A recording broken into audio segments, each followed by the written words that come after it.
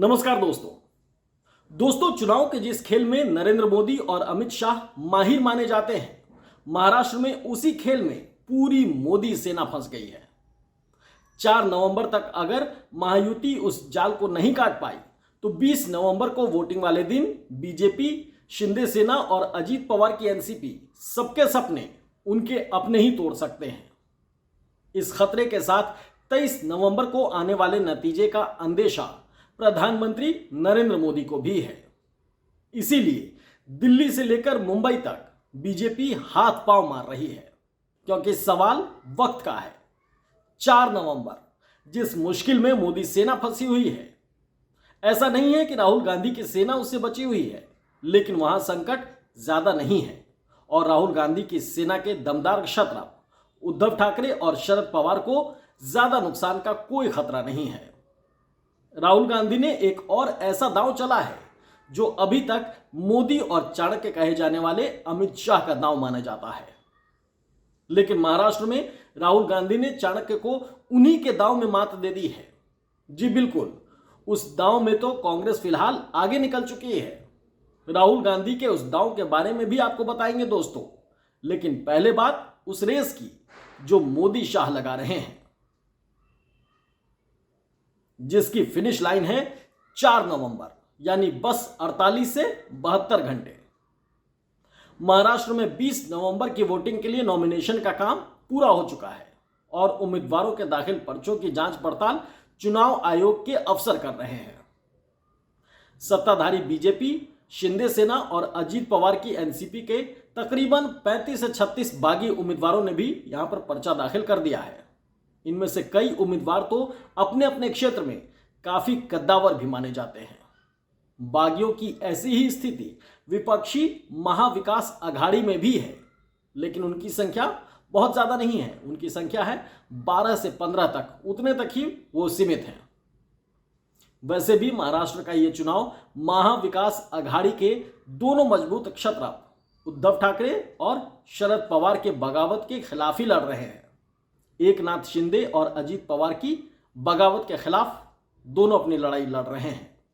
ऐसे में जिस इमोशनल पिच पर राहुल गांधी की सेना के ये दोनों क्षत्रप उद्धव ठाकरे और शरद पवार खड़े हैं, वहां नई बगावत उन्हें ज्यादा मुश्किल में नहीं डाल पाएगी, ऐसा महाविकास अघाड़ी का मानना है।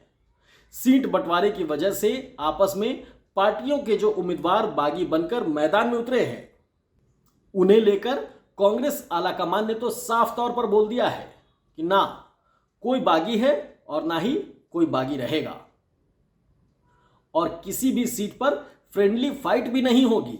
यानी 4 नवंबर तक नाम वापसी की तारीख के अंतिम दिन तक सब कुछ सेटल कर लिया जाएगा।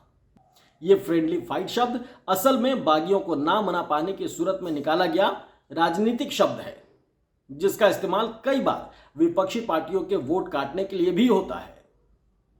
बीजेपी की कई राज्यों में जीत के इस फ्रेंडली फाइट का बड़ा हाथ रहा है, जिसने कई बागियों और छोटे दलों के साथ मिलकर कांग्रेस या अपने दूसरे विपक्षी दलों के वोट खूब कटवाए हैं। लेकिन अब की बार महाराष्ट्र में बीजेपी खुद अपने इसी जाल में उलझ गई है और पूरी महायुति की ही करीब 35 सीटें बागियों ने फंसा दी है। महायुति की इन सीटों में करीब 20 सीट अकेले बीजेपी की फंसी हुई है, जहां इस बार महाराष्ट्र का मुकाबला बीजेपी और महायुति के खिलाफ नजर आ रहा है, जहां एक एक सीट को लेकर मारामारी है। यह खींचतान किस कदर थी कि औपचारिक रूप से महायुति में सीट बंटवारे का ऐलान तक नहीं हुआ। आपस में खींचतान के बीच ही बीजेपी, शिंदे सेना और अजीत पवार की एनसीपी ने सीटें तय की। वहां अब 2, 5 या 10 नहीं, करीब 3 दर्जन सीट का ऐसे फंसना मोदी और शाह की पूरी रणनीति पर पानी फेर सकता है। बताया जा रहा है कि अमित शाह ने अपनी डिप्टी सीएम देवेंद्र फडणवीस और दूसरे डिप्टी सीएम अजीत पवार को भी दिल्ली बुलाकर अच्छी तरह से समझाया है। बागियों को समझाने बुझाने की टास्क दी है, क्योंकि ज्यादातर बीजेपी के ही नेता या फिर उनके रिश्तेदार उन सीटों पर बागी के तौर पर उतरे हैं। जो सीटें बंटवारे में एकनाथ शिंदे की शिवसेना या फिर अजीत पवार की एनसीपी के खाते में चली गई है। बीजेपी के बागी अलीबाग, करजत बुल्ढाना, बोरीवली और जालना जैसी सीटों पर पार्टी और महायुति की सिरदर्दी बढ़ा रहे हैं। एरौली, अंधेरी ईस्ट, पचौरी और ठाणे की बेलापुर, ये वो कुछ सीटें हैं जहां शिंदे सेना के बागी बीजेपी उम्मीदवार के खिलाफ ताल ठोक रहे हैं। फडणवीस की दलील है कि बीजेपी दुनिया की सबसे बड़ी पार्टी है। महाराष्ट्र में इसके बहुत से नेता विधानसभा चुनाव लड़ना चाहते हैं, लेकिन गठबंधन की मजबूरी है। फडणवीस भी मान रहे हैं कि उनके सामने जो टास्क है वो बहुत ही मुश्किल है। वो कबूल करते हैं कि कुछ सीटों पर फ्रेंडली फाइट होगी। ये फ्रेंडली फाइट बीजेपी के लिए सेल्फ गोल भी बन सकती है।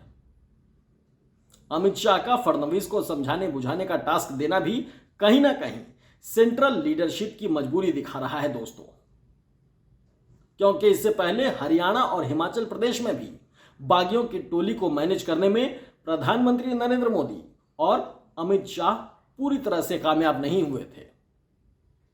हिमाचल में तो फोन पर एक बागी को मनाने की प्रधानमंत्री नरेंद्र मोदी के ऑडियो क्लिप तक वायरल हो गई थी। फिर भी कृपाल परमार नाम के उन नेताजी ने बात नहीं मानी। हालांकि परमार जीत नहीं सके, लेकिन बीजेपी के अच्छे खासे वोट उन्होंने जरूर काट दिए थे। बीजेपी हिमाचल प्रदेश का चुनाव हार गई थी। हरियाणा में भी बीजेपी में जमकर बगावत हुई। वहां तो बीजेपी के भीष्म पितामह सरीखे रामविलास शर्मा तक नाराज हो गए थे, लेकिन आरएसएस के दखल से वो शांत हुए। हरियाणा में कुछ कांग्रेस के आत्मविश्वास, कुछ बगावत, कुछ बंटवारे और काफी कुछ कांग्रेस के उन आरोपों की वजह से बीजेपी तीसरी बार सत्ता में बनी रही। जिन आरोपों को चुनाव आयोग ने हाल ही में खारिज कर दिया है, लेकिन महाराष्ट्र में हालात जुदा हैं, सेंटिमेंट्स जुदा हैं और समीकरण भी जुदा है। सबसे बड़ी बात कि महाराष्ट्र में बीजेपी की मुख्य लड़ाई कांग्रेस से नहीं, उद्धव ठाकरे और शरद पवार से है, जो महाराष्ट्र के स्थापित क्षत्रप हैं। और हरियाणा से सबक लेकर राहुल गांधी भी महाराष्ट्र में चुनावी जीत की राह का हर रोड़ा खुद हटाने में लगे हैं। राहुल गांधी न सिर्फ बागियों और फ्रेंडली फाइट को खारिज कर रहे हैं, बल्कि उन्होंने बीजेपी के एक आजमाए हुए दांव में उसे पटखनी भी दे दी है, वो भी आरएसएस के गढ़ नागपुर में। नागपुर सेंट्रल की जीत पर कांग्रेस के बहुत सीनियर लीडर अनीस अहमद दावेदारी कर रहे थे, लेकिन उन्हें टिकट नहीं मिला तो अनीस अहमद कांग्रेस छोड़कर कहां चले गए? प्रकाश आंबेडकर की वंचित बहुजन अघाड़ी पार्टी से टिकट जाकर ले लिए। वंचित बहुजन अघाड़ी और असदुद्दीन ओवैसी की एआईएमआईएम के साथ मिलकर दोनों आपस में चुनाव लड़ रहे हैं और उन्हें बीजेपी की बी टीम के तौर पर देखा जा रहा है। ये किसी से भी छिपा नहीं है। ऐसे में जब कांग्रेस के बागी होकर अनीस अहमद वंचित बहुजन अघाड़ी से टिकट ले आए तो इसे कांग्रेस के लिए बड़ा झटका माना गया, वो भी उस विदर्भ में जहां कांग्रेस काफी मजबूत है।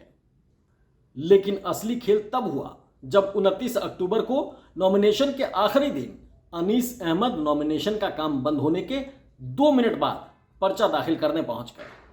उनका पर्चा नहीं लिया गया।